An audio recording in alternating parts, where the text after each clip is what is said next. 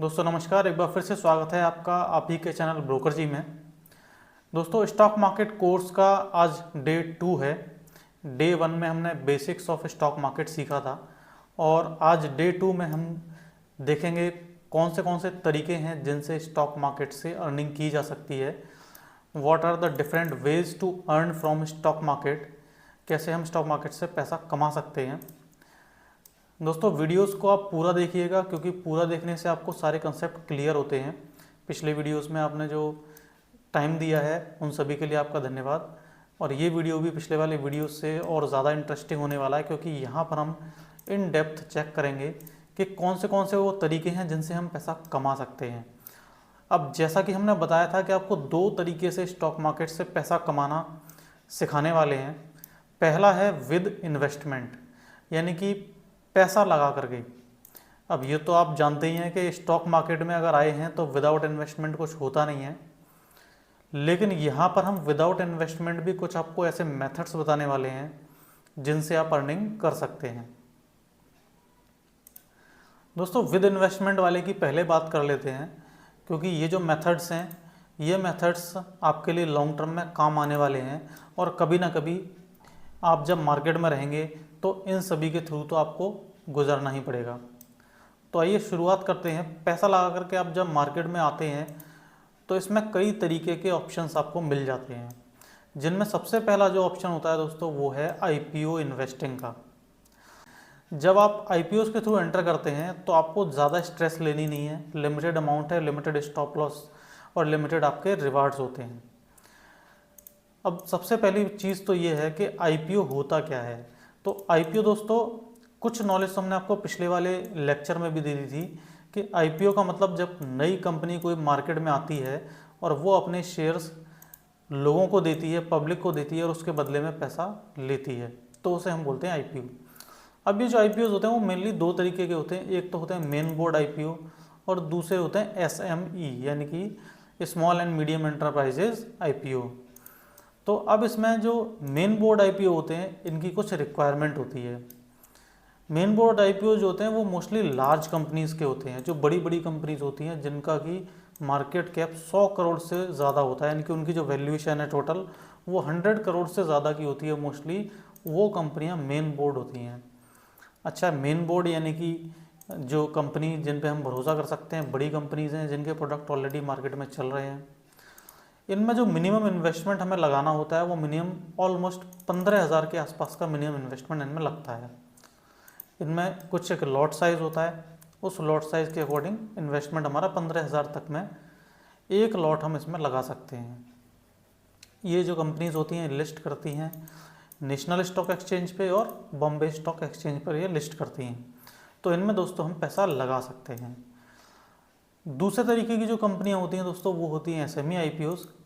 जो SME IPOs होते हैं वो छोटे बिजनेस होते हैं कंपैरेटिवली, और जो एसएमई स्पेसिफिक सेबी गाइडलाइंस को फॉलो करते हैं वो स्टॉक मार्केट में लिस्ट करती हैं एसएमई प्लेटफॉर्म्स पर।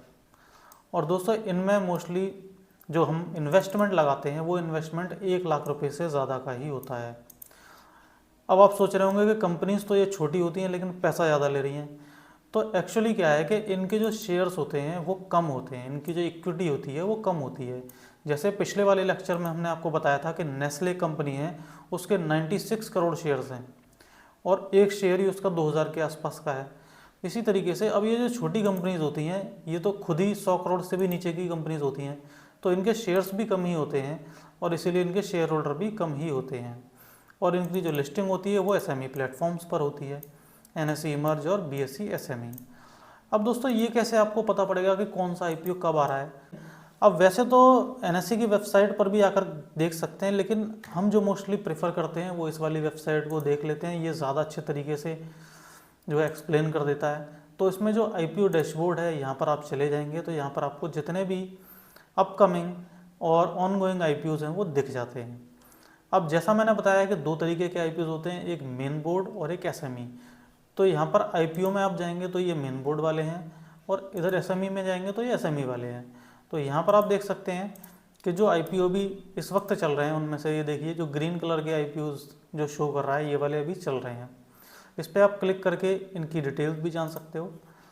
और करंट में अगर आप SME IPOs की बात करो तो SME IPOs पे क्लिक करके आप देख सकते हो यहाँ पर ये 2 SME के IPOs अभी अवेलेबल हैं। इनके आप प्राइस देख सकते हो 33 रुपीज़ से 35 रुपीज़ का प्राइस है और लॉट साइज है 4000 का। इसी तरीके से 51 रुपये का ये वाला IPO है और इसका लॉट साइज है 2000 रुपये का, यानी कि ऑलमोस्ट 1,10,000 रुपये के आसपास का अमाउंट इसमें लग रहा है।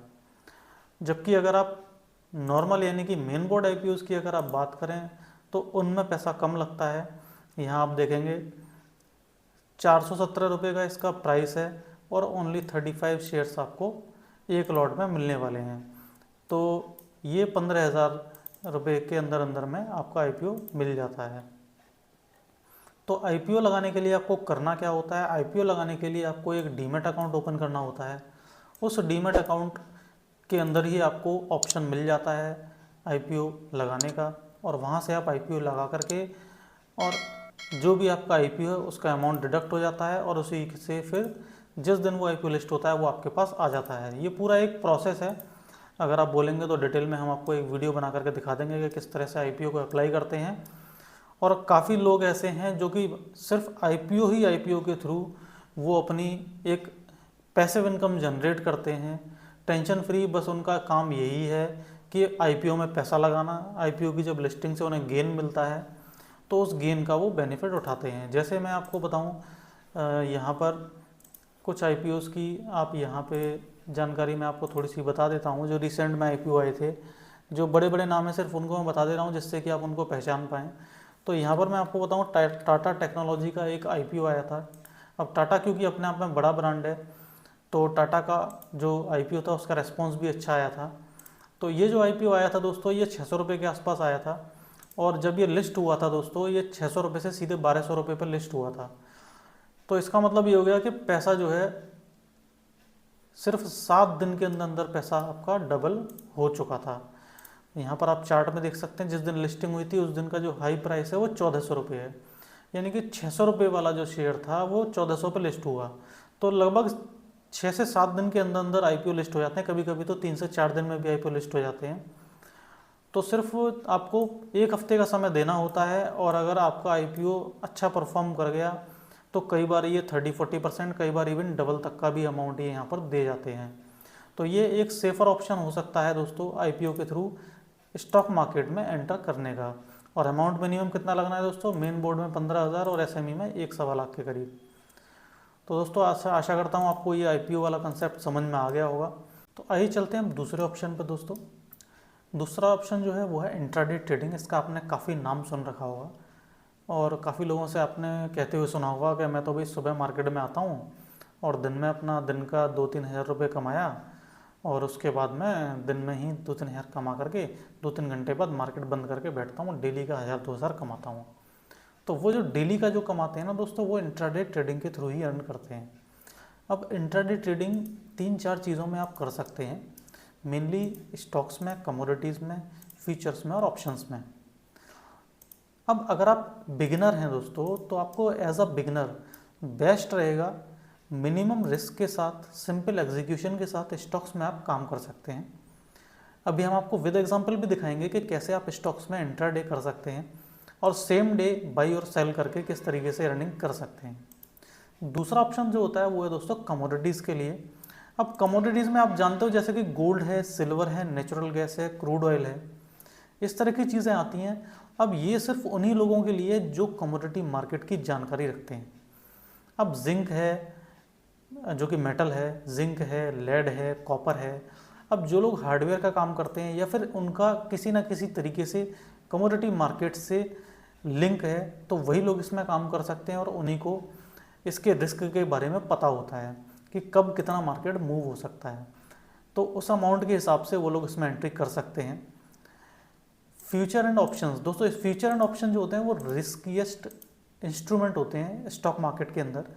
जो फ्यूचर्स होते हैं वो मेनली जो है ना स्टॉक से ही लिंक रहे होते हैं, तो स्टॉक से ही डेराइव होकर के फ्यूचर बनाया जाता है।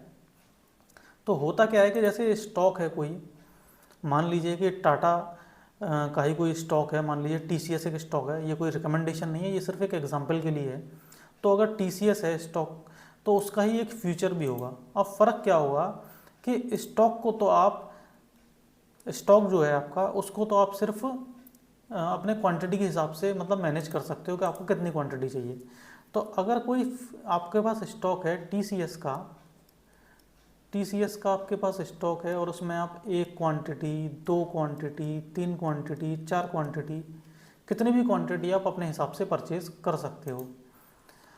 थोड़ा सा इसको लार्ज कर देते हैं जिससे आपको समझ में आए। तो स्टॉक्स के अंदर आपकी जो क्वांटिटी है वो मैनेजेबल है, तो वो क्वांटिटी आप जितनी चाहो उसके हिसाब से आप ले सकते हो। बट जो फ्यूचर होता है इसके अंदर होता है दोस्तों लॉट का मतलब क्या है कि मिनिमम आपको 150 क्वांटिटी लेनी ही पड़ेगी। या हो सकता है किसी का लॉट 125 का हो, ये भी हो सकता है किसी का लॉट 5000 का हो। तो इसमें क्या है, पूरा लॉट होता है, प्लस साथ में इसकी एक और चीज़ जुड़ी होती है, वो होती है एक्सपायरी डेट। यानी कि ये नहीं है कि आज आपने रख लिया तो कभी भी आप उसको बेच सकते हो, ऐसा नहीं है। जो इसकी एक्सपायरी डेट है ना, सिर्फ उस दिन तक ही आप इसको होल्ड कर सकते हो।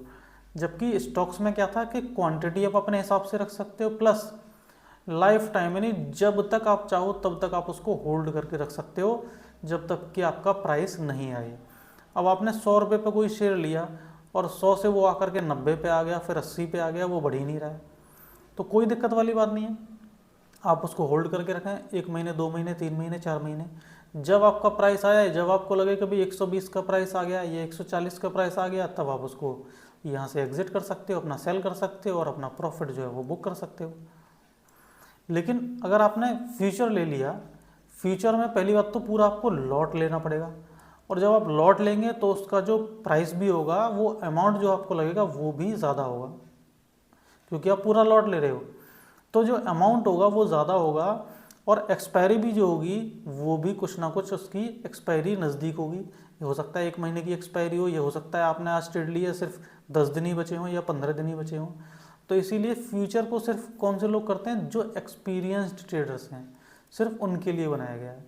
अब नेक्स्ट चीज़ जो है दोस्तों वो है ऑप्शंस। ऑप्शंस जो है ना, सबसे ज़्यादा रिस्की एसेट जो है ना, वो ऑप्शंस ही हैं मार्केट में।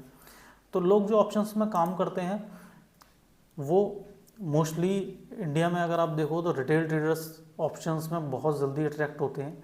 हाई रिस्क के साथ में हाई रिवॉर्ड भी ये देते हैं, इस वजह से अट्रैक्शन ज़्यादा होता है। लेकिन बेसिकली ये सिर्फ उन लोगों के लिए है जो लोग मार्केट के मूवमेंट को समझते हैं, इसकी समझ रखते हैं।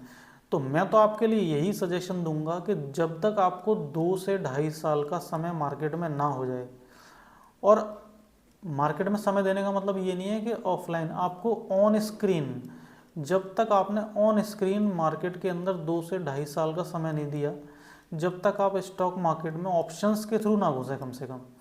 वरना आजकल क्या है, हर कोई जो ऑप्शंस के अंदर घुस रहा है, और फिर जब लॉस होता है तो बोलते हैं कि अरे यार ये कैसा सिस्टम बना हुआ है, हर कोई जो लॉस में ही जा रहा है। तो एक्चुअली ये सिर्फ उन लोगों के लिए जिन्हें फुल एक्सपीरियंस है, मार्केट के अंदर काफ़ी समय से हैं, सिर्फ उनके लिए ये चीज़ बनाई गई है। तो ये चीज़। अब आइए हम आपको एक एग्जांपल के थ्रू बता देते हैं कि किस तरीके से आप इंट्राडे में स्टॉक्स के थ्रू ट्रेड कर सकते हैं।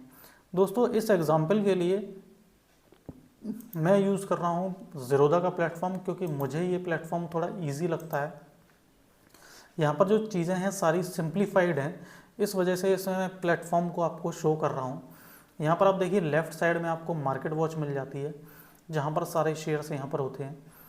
अब एग्जाम्पल के तौर पर अगर यहाँ पर मैं, ये जोमेटो का शेयर है, ये कोई रिकमेंडेशन नहीं है ये लिस्ट, ये सिर्फ आपको एग्जाम्पल है कि कैसे बाई और सेल करते हैं ये दिखाने के लिए। तो अगर आपके पास ज़ीरोधा का अकाउंट नहीं है और अगर आप ओपन करना चाहते हैं तो डिस्क्रिप्शन है लिंक पे, वहाँ से आप ओपन कर सकते हैं। अदरवाइज़ आपके पास अगर डीमैट अकाउंट है तो वेल एंड गुड। तो यहाँ से आप, जैसे मैं आपको एग्जांपल से बता रहा हूँ कि अगर जोमेटो को शेयर है तो वो अभी 294 का चल रहा है, और अगर आपको इसे इंट्राडे में लेना है तो यहाँ पर जैसे ही आप हावर करते हैं तो यहाँ पर बी और एस 2 ऑप्शन दिख रहे हैं। बी का मतलब है बाई और एस का मतलब सेल है एज़ यूजुअल। जब आप बाई पर क्लिक करते हो तो आपको यहाँ पर देखिए क्या क्या चीज़ें दिखती हैं। यहाँ पर एनएससी और बीएसई दोनों ही एक्सचेंजेस में आप इसको बाई और सेल कर सकते हो। अब यहाँ पर आप देखिए ये ऑप्शन आ रहा है सबसे पहले एक क्विक का। तो क्विक में क्या होता है कि क्विक पे क्लिक करते ही आपको डायरेक्ट ऑर्डर लग जाता है, लेकिन क्योंकि आप अभी स्टार्ट कर रहे हो तो आप रेगुलर ऑर्डर में जाइएगा। रेगुलर ऑर्डर में जाकर के आप यहाँ पर इंट्राडे पे क्लिक कीजिएगा। इंट्राडे के बराबर में एक MIS भी लिखा होता है, दोनों में से किसी भी ऑप्शन को आप समझ सकते हैं। MIS यानी कि इंट्राडे ऑर्डर, और जो मार्केट बंद होने से पहले अपने आप ही ऑर्डर आपको या तो खुद एग्जिट कर लीजिए या फिर ब्रोकर की तरफ से, सिस्टम की तरफ से ही आपको एग्जिट दे दिया जाएगा। तो अब यहाँ पर इंट्राडे का एक दोस्तों बहुत बड़ा फ़ायदा है। अब फ़ायदा क्या है? फ़ायदा ये है कि कम से भी कम पैसे में आप इसमें ट्रेडिंग स्टार्ट कर सकते हैं। सीखने के लिए सबसे बेस्ट है।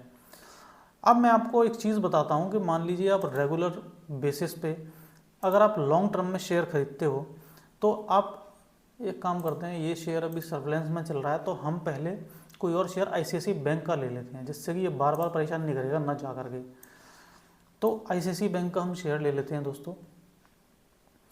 ICICI बैंक के शेयर को आप BSE और NSE दोनों में ही ट्रेड कर सकते हो, किसी भी एक्सचेंज पर, कोई दिक्कत वाली बात नहीं है। तो जब आप एक शेयर की कीमत देखते हो दोस्तों, तो यहाँ पर आप देख रहे हो 1346 रुपये का शेयर है, और नीचे आप देख रहे होंगे यहाँ पर अमाउंट भी लिखा हुआ आ रहा है। तो जो ये अमाउंट यहाँ पर लिखा हुआ आ रहा है, यहाँ पर आप नीचे जो ये अमाउंट में वैल्यू है वो आप रीड कर लीजिए, क्योंकि ये आपको अभी चेंज होने वाली है। यहाँ पर आप नोटिस कीजिएगा कि रेगुलर जो ऑर्डर है उसके अंदर अमाउंट लग रहा है 1346 रुपये।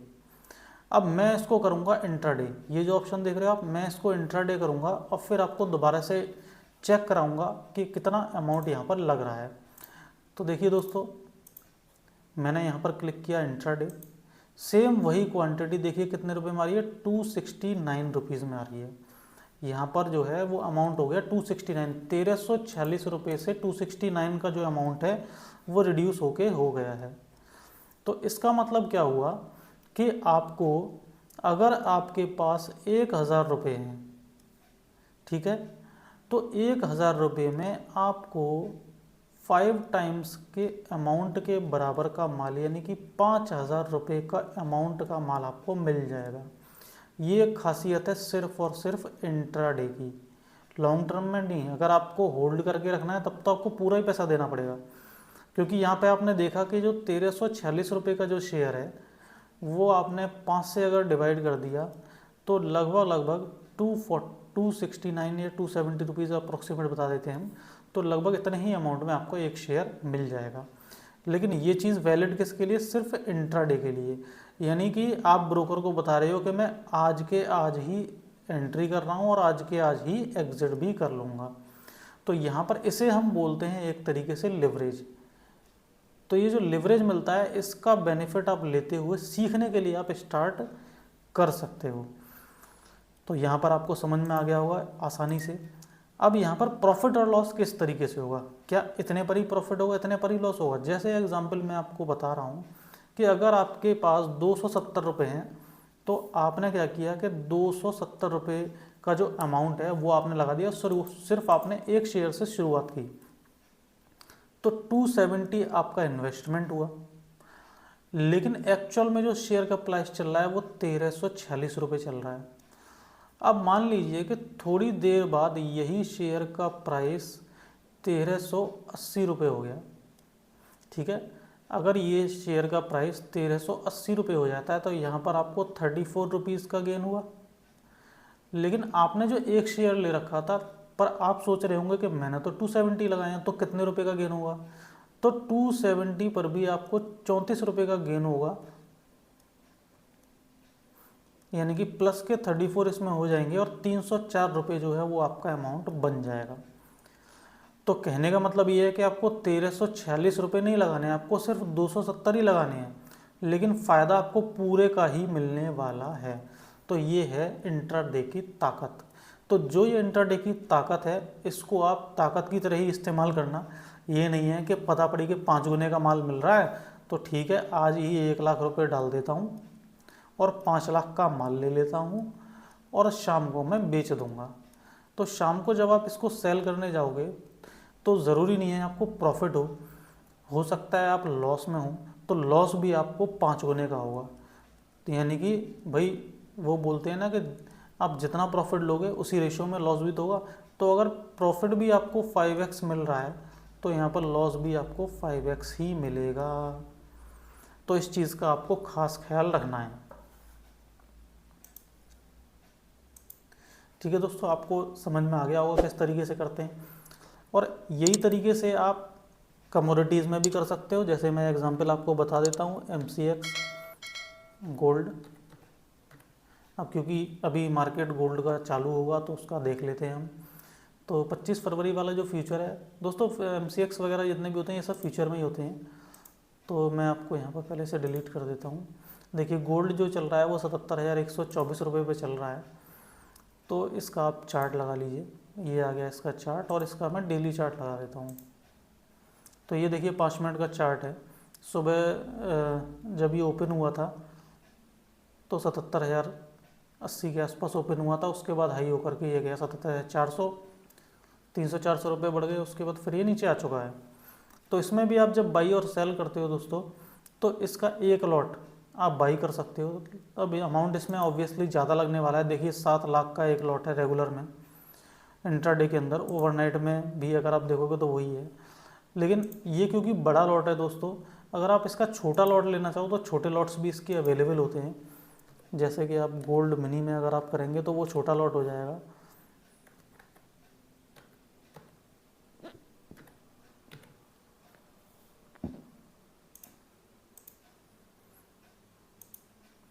देखिए ये 70,000 में सिर्फ हो रहा है।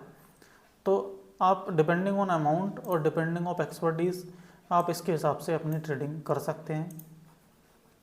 इंटरडे करने के लिए आपको ये सब करना होगा।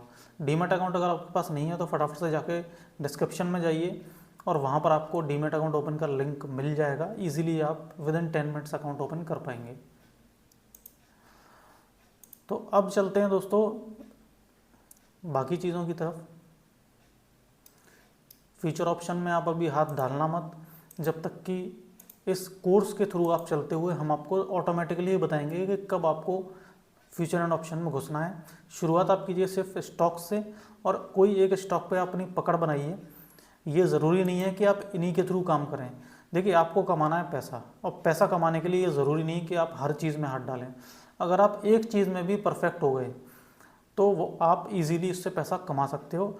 और इस वीडियो के लास्ट में मैं आपको एक प्रो टिप दे के जाऊँगा, जिससे आप स्टॉक इंट्राडे सिलेक्शन कैसे कर सकते हैं और उसके लिए आप कैसे रेगुलर बेसिस पे इनकम क्रिएट कर सकते हैं with some definite risk and reward. वो लास्ट इस वीडियो के लास्ट में आपको बताने वाले हैं। चलते हैं जब तक नेक्स्ट टॉपिक पर। नेक्स्ट है दोस्तों स्विंग ट्रेडिंग। अभी स्विंग ट्रेडिंग में क्या होता है, जैसे वहाँ तो आपने इंट्राडे किया, इंट्राडे का मतलब सेम डे आपने होल्ड किया, सिर्फ 5-6 घंटे के लिए आपने होल्ड किया और एग्जिट कर दिया। लेकिन स्विंग ट्रेडिंग के अंदर जो होल्डिंग पीरियड होता है तो कुछ दिनों से लेकर के कुछ हफ्तों तक हो सकता है। पर ऐसा आप क्यों करते हो? ऐसा इसलिए करते हो, जैसे कि एग्जांपल मैं आपको बता रहा हूँ कि पेटीएम का शेयर है और आपने मान लीजिए आपको पता है कि यहाँ से ये अभी ब्रेकआउट दे रहा है शेयर और ये मुझे यहाँ से ले लेना चाहिए। तो यहाँ पर आपने मान लीजिए एंट्री की इसके अंदर, और एंट्री करने के बाद आपको लगा कि भाई यहाँ से मुझे ये जो शेयर है ये ऊपर जाना चाहिए। तो ऊपर जाने के लिए आपने कुछ 15 दिन 20 दिन या 1 महीने तक के लिए आपने अपना टारगेट बनाया और इसको आपने होल्ड कर लिया। तो इसको हम बोलते हैं स्विंग ट्रेडिंग। स्विंग ट्रेडिंग में आप 20%, 25%, 30% तक के आप टारगेट के लिए आप स्टॉक्स को होल्ड करते हैं। अब इसमें आप किन किन चीज़ों में आप ये कर सकते हो? ETF यानी कि एक्सचेंज ट्रेडेड फंड्स होते हैं। ये एक तरीके से म्यूचुअल फंड की तरह होते हैं जिनका कि लाइफ प्राइस चलता रहता है। इंडेक्स वगैरह में आप ट्रेड कर सकते हो, स्टॉक्स में कर सकते हो, कमोडिटीज़ में भी कर सकते हो। अब दोस्तों कमोडिटी में कौन कौन सी कमोडिटी हैं ये तो आपको जानना चाहिए ही चाहिए। देखिए कमोडिटीज़ के अंदर देखिए सबसे पहले तो आते हैं बुलियंस यानी कि गोल्ड और सिल्वर। गोल्ड और सिल्वर में आप ट्रेड करते हो। फिर एग्रीकल्चरल कमोडिटी आती हैं, एग्जाम्पल के तौर पर कॉटन में ट्रेड होता है, रबर में ट्रेड होता है, कैस्टर सीड में ट्रेड होता है। फिर एनर्जी में 2 चीज़ें होती हैं, क्रूड ऑयल और नेचुरल गैस। इन दोनों के अंदर भी आप ट्रेड कर सकते हो। क्रूड ऑयल और नेचुरल गैस जो हैं वो एनर्जी सेक्टर से हैं। फिर जो बेस मेटल्स होते हैं उनमें भी आप यहाँ से ट्रेडिंग कर सकते हो, जैसे कि जिंक है, एल्युमिनियम है, निकल है, लेड है, कॉपर है। ये जो बेस मेटल्स हैं इनमें भी आप इन्वेस्टमेंट अपना कर सकते हो, और जिनको नॉलेज है वो इसमें काम ईजीली कर सकते हैं। दोस्तों मोस्टली लोग जो काम करते हैं ना इसके अंदर, जो कमोडिटीज़ होते हैं इसमें मोस्टली वही लोग काम करते हैं जो बिजनेसमैन होते हैं। ये हर किसी के लिए नहीं है। क्योंकि हर किसी को इसकी नॉलेज भी नहीं होती है। अब नेक्स्ट ये होती है दोस्तों पोजिशनल ट्रेडिंग। तो ये सारे टाइप्स हैं, कौन से तरीके से आप कर सकते हैं, जिसमें आप कंफर्टेबल हो उसमें आप करोगे। अब पोजिशनल ट्रेडिंग में होल्डिंग पीरियड क्या रहता है, मंथ्स से लेकर के ईयर्स तक का। यानी कि आपने आज किसी भी स्टॉक में एंट्री ली, एंट्री लेने के बाद आपने उसको होल्ड पे छोड़ दिया। जो भी आपकी स्ट्रेटजी होगी, यानी आप जो भी किसी भी बेसिस पे आप स्टॉक्स को लेते होंगे, जितना अमाउंट आप उसमें लगाएंगे, एक्चुअली क्या है कि जो स्ट्रेटजी जिसकी होती है उसी के हिसाब से वो बंदा काम करता है। तो अगर आपको लॉन्ग टर्म के हिसाब से यानी कि पोजिशनल ट्रेडिंग के हिसाब से अगर आपको शेयर लेना है तो आप उसके हिसाब से लेते हैं। जैसे आपके सामने ये एग्जांपल हुडको का है। तो अगर आपने मान लीजिए ये वाला शेयर आपने करीब 6-7 महीने 8 महीने पहले अगर लिया होता,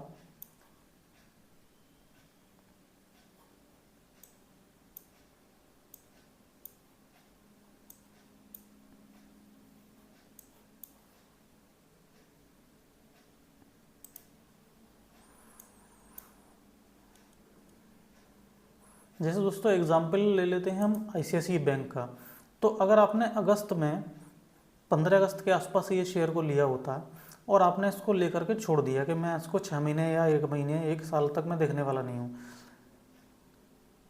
दोस्तों नेक्स्ट एग्जांपल ले लेते हैं ICICI बैंक का। तो अगर ICICI बैंक का शेयर आपने मान लीजिए 15 अगस्त के आसपास लिया था और आपका ये व्यू था कि मुझे इसमें एक पॉजिटिव अपसाइड दिख रही है और ये जो पॉजिटिव अपसाइड है मैं 6-8 महीने तक रुक सकता हूँ।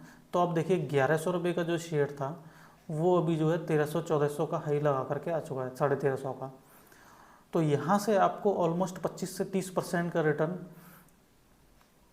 मुश्किल से मुश्किल 6 महीने के अंदर अंदर आपको मिल गया है। तो 6 महीने में 25% का मतलब साल भर में ऑलमोस्ट 50% का रिटर्न हो गया। यानी कि आपने 1 साल के अंदर अपना पैसा जो है 50% से ग्रोथ कर लिया।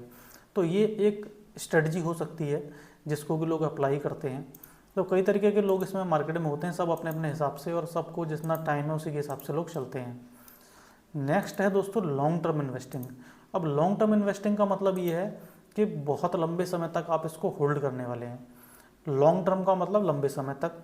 अब आप इन्वेस्टिंग कर रहे हो, अब आप ट्रेडिंग नहीं कर रहे, अब आप इन्वेस्टिंग कर रहे हो। इन्वेस्टिंग में क्या होता है कि आपने कुछ स्टॉक्स चुन लिए या कुछ ETF चुन लिए और उनमें आपको इन्वेस्टिंग करनी है। आपने पैसा लगा करके छोड़ दिया। इवन ऐसा भी आप कर सकते हो कि आपको जब मौका मिले तब आप उनमें खरीद रहे हो। जैसे कि अगर आपने कुछ अपने स्टॉक्स चुने, मान लो आपको लगता है कि यहाँ पर जो है यूनियन बैंक हो गया या मान लीजिए स्टेट बैंक ऑफ इंडिया है। देखिए ये नॉर्मल SBI जो है वो इंडिया का सबसे बड़ा PSU बैंक है। तो ये शेयर मुश्किल ऐसा कोई बंदा होगा जिसके पास ये शेयर ना हो। तो अगर आपने मान लीजिए कि स्टेट बैंक ऑफ इंडिया का शेयर है, ये आपने चुना, आपने सोचा कि मुझे जब भी पैसा एक्स्ट्रा मिला करेगा मैं इसी में डाला करूँगा। तो आपने इस तरीके से अपना मन बनाया। तो SBI का शेयर है, आप उसे लेते चले गए और इसको आप लॉन्ग टर्म में होल्ड करके छोड़ दिया। तो ये आपके लिए एक तरीके से इन्वेस्टिंग हो गई। भारतीय एयरटेल का शेयर है, अब भारतीय एयरटेल आपने लेकर के छोड़ दिया, फिर जब जब आपको मौका मिला, जब जब ये शेयर गिरा तब तब आपने उसको पिक किया। 200 पे, 250 पे, 400 पे, जब भी आपको मौका मिला आप इसमें ऐड करते चले गए। तो जनरली इन्वेस्टिंग करने का जो तरीका है वो स्टॉक्स में तभी वैलिड है जब आपके पास कोई एक निश्चित स्ट्रेटजी, निश्चित प्लान हो, या फिर आपके पास कोई एक ऐसी कंपनी हो। तो जब भी आप इन्वेस्टिंग करेंगे स्टॉक्स के अंदर तो आपको ये चीज़ ध्यान में रखनी है कि आप अगर स्टॉक्स में इन्वेस्टिंग कर रहे हैं तो सबसे पहले आप अपना एक कोर पोर्टफोलियो बनाएं। कोर पोर्टफोलियो, कोर पोर्टफोलियो में क्या होंगी, कोर पोर्टफोलियो में आप उन कंपनीज को रखें जो वेल नोन कंपनीज हैं। वेल नोन कंपनीज हैं जिनके प्रोडक्ट जो हैं वो मार्केट में आपको दिखते हैं। यानी कि इनके जो प्रोडक्ट्स होने चाहिए वो मार्केट शेयर इनका अच्छा होना चाहिए। अब मार्केट शेयर की अगर आप बात करो तो पिछले लेक्चर में हमने आपको नेस्ले कंपनी का नाम बताया था। तो दोस्तों नेस्ले जो कंपनी है इसकी चॉकलेट आती है और नूडल्स भी आते हैं। अब आपको उनके नाम गैस करने हैं खुद से ही कि कौन सी चॉकलेट आती है इसकी और कौन से नूडल्स आते हैं। तो वो नाम आप गैस कीजिए और आप इसका मार्केट शेयर अगर आप देखोगे तो इन दोनों ही चीज़ों में इनके जो मार्केट शेयर हैं लगभग मुझे लगता है 50% से ज़्यादा तो इसका मार्केट शेयर इन चीज़ों में है।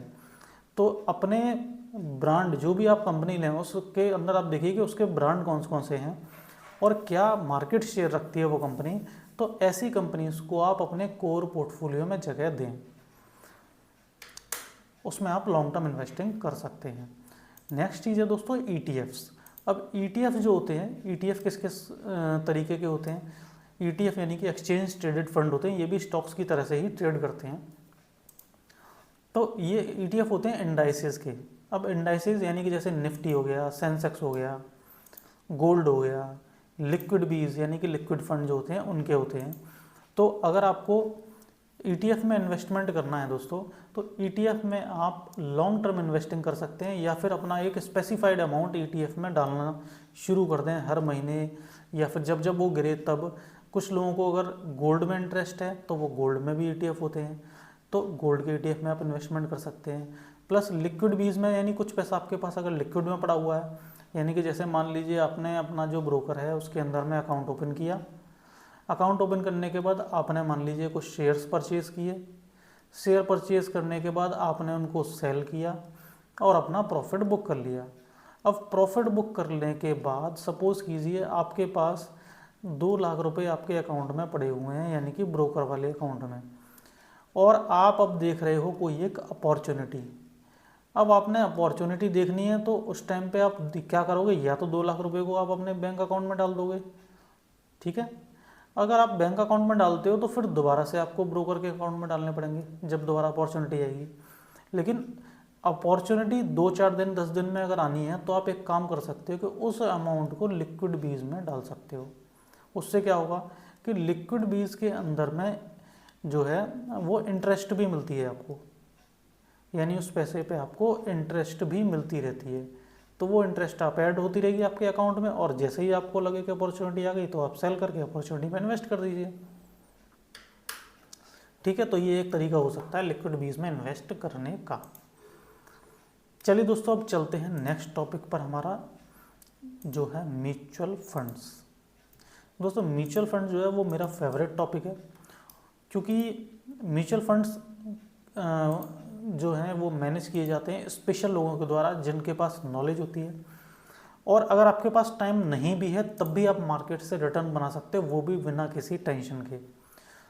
तो सबसे पहली बात कि म्यूचुअल फंड जो होते हैं ये हमारे और आपके जैसे कई सारे लोग, म्यूचुअल फंड किस तरीके से बनता है उसका थोड़ा बता देता हूँ मैं, कि जैसे मान लीजिए कि कुछ बिगिनर लोग हैं हमारे और आपके जैसे, तो उन्होंने क्या किया कि जैसे मान लो कि एक बंदा है A, दूसरा है B, तीसरा है C, चौथा है D, ठीक है, सिर्फ एक एग्जांपल है। इनके पास भी पैसा है, इनके पास भी पैसा है, इनके पास भी पैसा है, इनके पास भी पैसा है, लेकिन इन दोनों के पास एक चीज़ नहीं है, वो है टाइम। इसके पास भी थोड़ा सा टाइम है, इसके पास टाइम है, लेकिन इनके पास नॉलेज बिल्कुल भी नहीं है और ना इन्हें सीखना है, नॉलेज इनमें से किसी के पास नहीं है। तो ये सब क्या करेंगे, म्यूचुअल फंड कंपनी AMC के पास जाएंगे और अपना पैसा इसको देंगे। अब म्यूचुअल फंड कंपनी क्या करेगी कि ये एक बंदे को अपॉइंट करेगी जिसे बोलते हैं हम फंड मैनेजर। वो वेल क्वालिफाइड होगा, उसको सारी नॉलेज होगी मार्केट की, तो वो इनका पैसा लेकर के और वो शेयर मार्केट में इन्वेस्ट करेगा।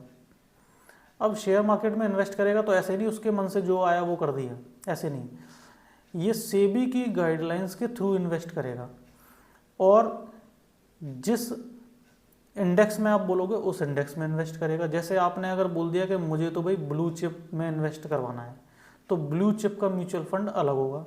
अगर आपने बोला कि नहीं भाई मुझे तो मिड कैप में इन्वेस्ट कराना है, तो मिड कैप का म्यूचुअल फंड अलग होगा। तो ये जो इनकी बेंचमार्क है उसके थ्रू इन्वेस्टमेंट करते हैं और आपको जो है रिटर्न्स निकाल के देते हैं। तो कहने का मतलब ये है कि पैसा आप दोगे, पैसा आपका, और रिटर्न्स कौन बनाएगा, रिटर्न्स फंड मैनेजर बनाएगा।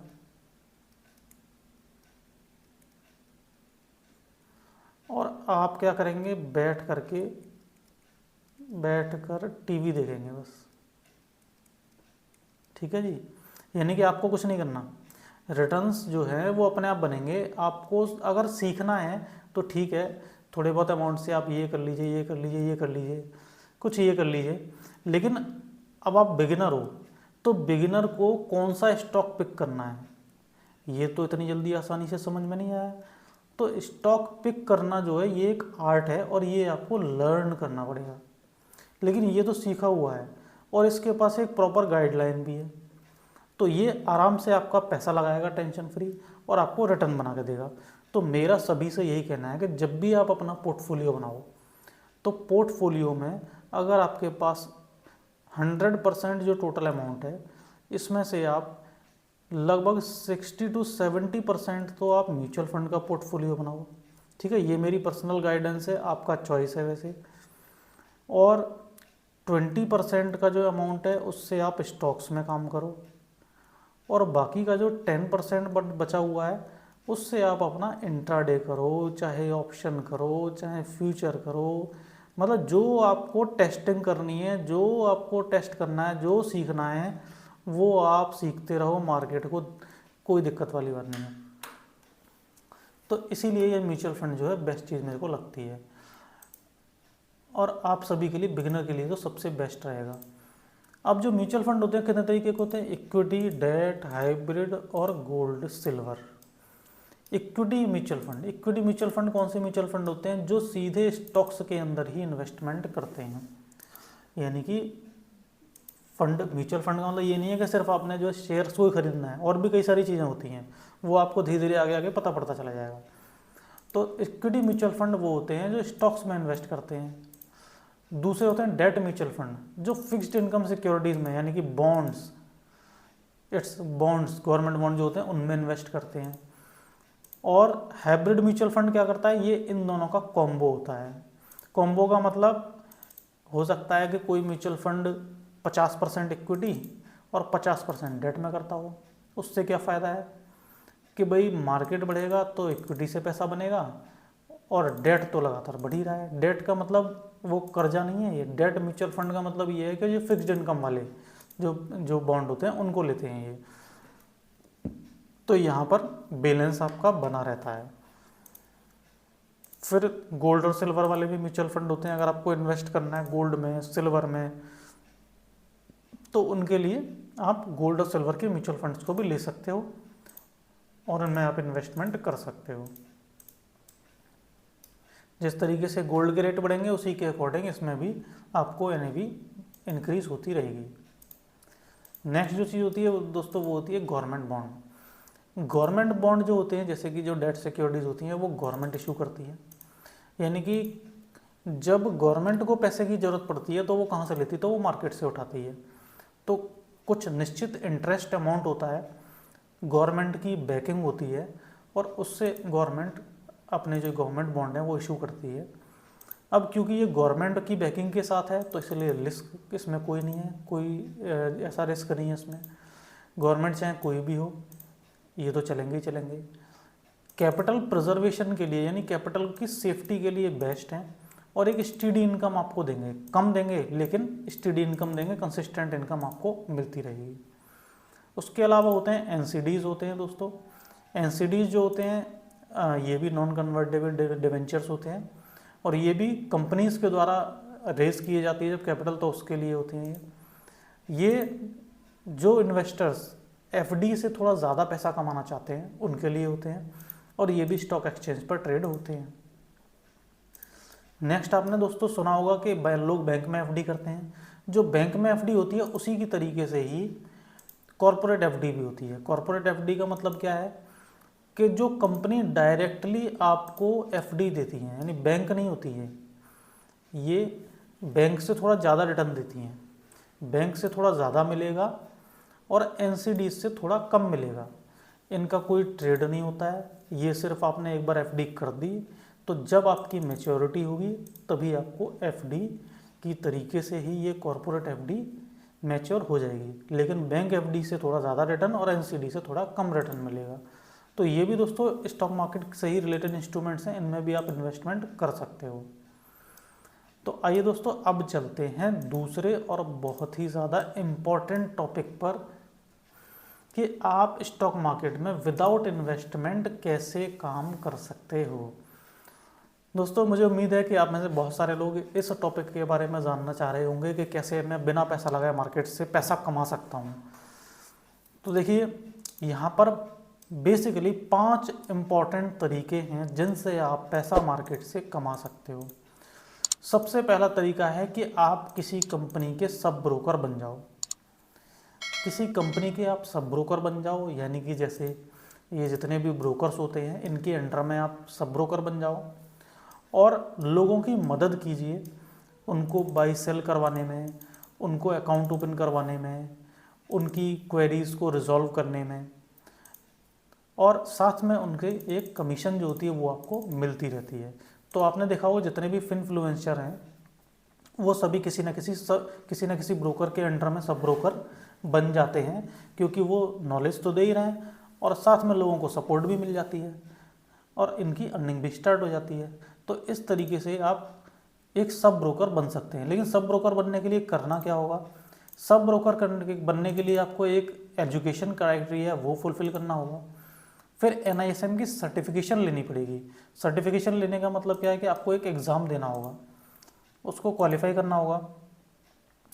फिर आपको वर्क एक्सपीरियंस भी चाहिए होगा और एक जो उनकी नेटवर्थ होती है कि मिनिमम इतनी तो नेटवर्थ होनी चाहिए, वो भी आपको क्वालिफाई करनी होगी। दोस्तों आगे आने वाले वीडियोस में इनके लिए भी हमारे पास जो है अलग से दोस्तों वीडियोस बनेंगे, क्योंकि ये जो हमारा कोर्स है ये सिर्फ 2 या 3 लेक्चर्स में लिमिटेड नहीं है।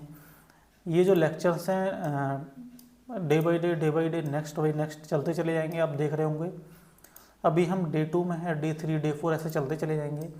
तो अगर आप हमारे चैनल पर बने रहते हैं तो आपको ये सारी चीज़ें जानने को मिलेंगी, इनमें डिटेल में जानकारी मिलने लगेगी। बस आप हमारे चैनल पर जुड़े रहिए, फ्री ऑफ कॉस्ट आपको ये जानकारी दी जा रही है, तो कोई दिक्कत वाली बात नहीं है। सीखते रहिए, कमाते रहिए, आगे बढ़ते रहिए। नेक्स्ट है दोस्तों रिसर्च एनालिस्ट। स्टॉक मार्केट में अगर आपको करियर बनाना है, एक फिक्स्ड इनकम वाली जॉब करनी है, तो आपको रिसर्च एनालिस्ट बनने में कोई दिक्कत वाली बात नहीं है। तो रिसर्च एनालिस्ट का काम क्या होता है? ये रिपोर्ट्स क्रिएट करता है। रिसर्च एनालिस्ट जो होता है ये कंपनीज की रिपोर्ट क्रिएट करता है। जैसे बहुत सारी कंपनी मार्केट के अंदर हैं, तो रिसर्च एनालिस्ट क्या करेगा? उन कंपनीज की एनालिसिस करेगा, उन कंपनीज की एनालिसिस करेगा और उनकी जो बिज़नेस उनका है उसके बिज़नेस में क्या क्या अपकमिंग चैलेंजेस हैं, क्या क्या अपॉर्चुनिटीज़ हैं, उनकी एनालिसिस करेगा और उससे एक रिपोर्ट तैयार करेगा। और वो जो रिपोर्ट तैयार करेगा, अगर वो इंडिविजुअल है तो वो किसी को सेल कर सकता है, या फिर वो किसी कंपनी के अंदर एज ए जॉब उसने ज्वाइन किया हुआ है तो उस कंपनी के लिए काम करेगा। अब रिसर्च एनालिस्ट की जो दोस्तों सैलरी होती है वो भी अच्छी खासी सैलरी होती है। तो मिनिमम 50,000 से स्टार्ट होती है, 1 लाख, 1.5 लाख, 2 लाख कितनी भी हो सकती है एक्सपीरियंस के हिसाब से। तो रिसर्च एनालिस्ट क्या करता है कि फाइनेंशियल डेटा की स्टडी करता है, कंपनी की परफॉर्मेंस को चेक करता है और उसी के हिसाब से वो रिकमेंडेशन देता है उस कंपनी के बारे में। नेक्स्ट चीज़ है दोस्तों इन्वेस्टमेंट एडवाइज़र। इन्वेस्टमेंट एडवाइज़र जो होता है ये बाई और सेल के सिग्नल भी दे सकता है और ये जो करता है ये पर्सनलाइज्ड फाइनेंशियल एडवाइस देता है। पर्सनलाइज का मतलब क्या है कि जो बंदा इसके पास आएगा उसको उसी के सिचुएशन के अकॉर्डिंग उसको ये फाइनेंशियल एडवाइस दे सकता है। अब ये दोनों ही चीज़ें जो हैं, इन दोनों ही चीज़ों के लिए आपको जो क्वालिफ़िकेशन है वो मस्ट है, यानी कि एजुकेशन, NISM सर्टिफिकेशन, इसके लिए दूसरा NISM, सब ब्रोकर के लिए दूसरा है, रिसर्च एनालिस्ट के लिए कोई दूसरा है, और सेबी में रजिस्ट्रेशन भी दोस्तों करवाना होता है। और इन्वेस्टमेंट एडवाइज़र जो है जो कि इंडिविजुअल एडवाइस देता है और उसका चार्ज भी लेता है दोस्तों, तो इसके लिए भी सेबी में रजिस्ट्रेशन करवाना कंपलसरी हो जाता है। नेटवर्थ की जो मिनिमम रिक्वायरमेंट है वो भी फुलफ़िल करनी होती है। तो ये पूरा पहले आपको टेस्ट देना होता है, फिर सेबी का रजिस्ट्रेशन लेना होता है, अपनी सारी रिक्वायरमेंट जो फाइनेंशियल एजुकेशन से रिलेटेड करनी होती है, उसके बाद ही आप इन्वेस्टमेंट एडवाइज़र या रिसर्च एनालिस्ट बन सकते हैं। लेकिन एक बार आप ये बन गए तो उसके बाद आप अपना अर्निंग करना स्टार्ट कर देंगे। और दोस्तों इनमें कोई इन्वेस्टमेंट आपका लगना नहीं है, सिर्फ आपको पढ़ाई करनी है, एग्ज़ाम देना है, रजिस्ट्रेशन करवाना है और उसके बाद अपना काम चालू और पैसे आना शुरू। नेक्स्ट चीज़ है दोस्तों म्यूचुअल फंड डिस्ट्रीब्यूटर। अब जैसा हमने ऊपर बताया कि म्यूचुअल फंड जो लोग लेते हैं, बहुत सारे लोग म्यूचुअल फंड लेते हैं। अब म्यूचुअल फंड जो लेते हैं तो वो किसी ना किसी से तो लेंगे भाई, डायरेक्ट कंपनी हर कोई तो जानता नहीं है कंपनी को। तो एएमसीज जो हैं वो म्यूचुअल फंड डिस्ट्रीब्यूटर्स को इम्पैनल करती हैं। तो वो जो म्यूचुअल फंड डिस्ट्रीब्यूटर होता है वो क्या करता है, म्यूचुअल फंड के जो प्रोडक्ट्स होते हैं उनको इन्वेस्टर्स तक पहुंचाता है। तो एग्जाम्पल के तौर पे अगर मान लीजिए कोई एक एएमसी है, नाम ले लेते हैं सिर्फ एक एग्जाम्पल के तौर पे, मान लीजिए कि कोई एएमसी है एचडीएफसी की, एचडीएफसी एएमसी है, एएमसी का मतलब एसेट मैनेजमेंट कंपनी, इसके म्यूचुअल फंड्स हैं। तो ये क्या करेगी कि इसके जो म्यूचुअल फंड्स हैं वो इसको देने किसको हैं, देने तो इसको क्लाइंट्स को हैं, यानी कि इन्वेस्टर्स को हैं। भाई क्लाइंट्स बोले या इन्वेस्टर्स बोले, उनको देने हैं। तो अब इन्वेस्टर डायरेक्टली इसके पास नहीं जा सकता, कुछ लोग ही जा सकते हैं जिनको नॉलेज है। तो वो क्या करेंगे कि वो सबसे पहले डिस्ट्रीब्यूटर के पास जाएंगे या फिर डिस्ट्रीब्यूटर उनसे कनेक्ट करेगा। तो डिस्ट्रीब्यूटर से जो कनेक्ट करेंगे, डिस्ट्रीब्यूटर इसके थ्रू कनेक्टेड होता है। तो डिस्ट्रीब्यूटर इस बंदे की केवाईसी करवाएगा, इस बंदे की रिस्क प्रोफाइल क्रिएट करेगा, यानी कि ये जो इन्वेस्टर है इसके रिस्क के हिसाब से इसको कौन सा फंड देना ठीक रहेगा। फिर इसको जो है वो रिकमेंड करेगा या फिर उससे खुद से पूछेगा कि भाई तुम्हें कौन सा म्यूचुअल फंड लेना है, तुम्हारे जो रिस्क है उसके हिसाब से राइट म्यूचुअल फंड कौन सा ठीक रहेगा। और on the basis of the above information वो म्यूचुअल फंड इसको डिस्ट्रीब्यूट कर देगा। तो ये डिस्ट्रीब्यूटर क्या होता है, ये एक जोड़ने वाली कड़ी है इन्वेस्टर को एएमसी से। तो आप यहाँ से भी एक अच्छी खासी इनकम जनरेट कर सकते हैं, लेकिन इसकी जो क्वालिफ़िकेशन है ये थोड़ी सी डिफरेंट है। एलिजिबिलिटी क्राइटेरिया में इसकी एजुकेशन मिनिमम जो चाहिए वो है, प्लस आपको एक एग्ज़ाम देना होता है एनआईएसएम का। एनआईएसएम का एग्ज़ाम सब में देना पड़ेगा दोस्तों, आपको बिना पढ़ाई लिखाई कराए काम नहीं चलेगा। और फिर एक रजिस्ट्रेशन एमफी में करवाना होता है। तो ये जब आप करवा लेते हैं और आप एलिजिबल हो जाते हैं, उसके बाद आप म्यूचुअल फंड डिस्ट्रीब्यूटर बन जाते हैं और वहाँ से पैसा कमाना शुरू कर सकते हैं। अब दोस्तों ये जितने भी तरीके थे इनमें तो आपको कुछ ना कुछ क्वालिफिकेशन चाहिए थी, एलिजिबिलिटी क्राइटेरिया था। लेकिन लास्ट जो तरीका है दोस्तों वो है रेफर एंड अर्न। अब रेफर एंड अर्न का मतलब क्या होता है कि आप कोई एग्जिस्टिंग सर्विस, कोई भी एग्जिस्टिंग सर्विस जिससे जुड़ जाते हैं और उसी सर्विस को आप किसी और को रेफ़र कर देते हैं, और जब आप उसको रेफ़र करते हैं तो उससे आपको कमीशन मिलता है। तो ये एक रेफर एंड अर्न का तरीका भी है जिसके थ्रू आप स्टॉक मार्केट में अपनी अर्निंग कर सकते हैं। इस चीज़ पे अगर आपको ज़्यादा जानकारी चाहिए तो आप हमें व्हाट्सएप कर सकते हैं दोस्तों, क्योंकि इसमें कोई स्पेसिफिक ऐसी जानकारी नहीं है जो हम आपको दे पाएँ। लेकिन फिर भी अगर आपको स्पेशल जानकारी चाहिए, कुछ अर्निंग करना चाहते हैं आप और आपके पास कोई अपना एक नेटवर्क है या आपको लगता है कि मैं भाई रेफ़र कर सकता हूँ लोगों को, तो आप हमसे कनेक्ट कर सकते हैं। ये जो व्हाट्सएप नंबर है इस पर आप कनेक्ट कर सकते हैं।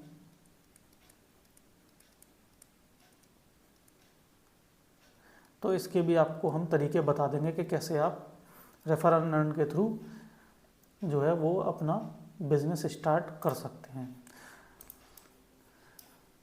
इसको करते हैं डिलीट। तो दोस्तों आज का जो दिन था इसमें हमने दोनों तरीके की ही चीज़ें सीखी कि विद इन्वेस्टमेंट आप कैसे अर्निंग कर सकते हैं और विदाउट इन्वेस्टमेंट स्टॉक मार्केट से कैसे अर्निंग कर सकते हैं। यहाँ पर आप आईपीओ से स्टार्ट करके इंट्राडे ट्रेडिंग करते हुए long term trading, mutual fund, government bond, इतनी सारी चीज़ों के साथ आप काम कर सकते हो। और विदाउट इन्वेस्टमेंट में ये सारे ऑप्शंस हैं जहाँ पर आप थोड़ी सी स्टडी करके, एग्ज़ाम दे करके, से भी रजिस्ट्रेशन करवा करके और बिना पैसा इन्वेस्ट करे आप अपना स्टॉक मार्केट का करियर बना सकते हो दोस्तों। तो दोस्तों आशा करते हैं आपको ये लेक्चर भी बहुत ही ज़्यादा पसंद आएगा। अगर आपको ये लेक्चर पसंद आए तो ये जो लेक्चर है आप अपने फ्रेंड्स के साथ में ज़रूर शेयर करें, क्योंकि ये फ्री ऑफ कॉस्ट जो इन्फॉर्मेशन आपको हम दे रहे हैं, इसको बनाने में दोस्तों समय भी लगता है, और जो हमारा एफर्ट है उसको आप अगर वैल्यू करना चाहते हैं तो फटाफट से इस वीडियो को लाइक कर दीजिए। चैनल पे अगर आप नए हो तो सब्सक्राइब कर दीजिए, जिससे कि आपको आगे आने वाले नोटिफिकेशन भी मिलते रहें।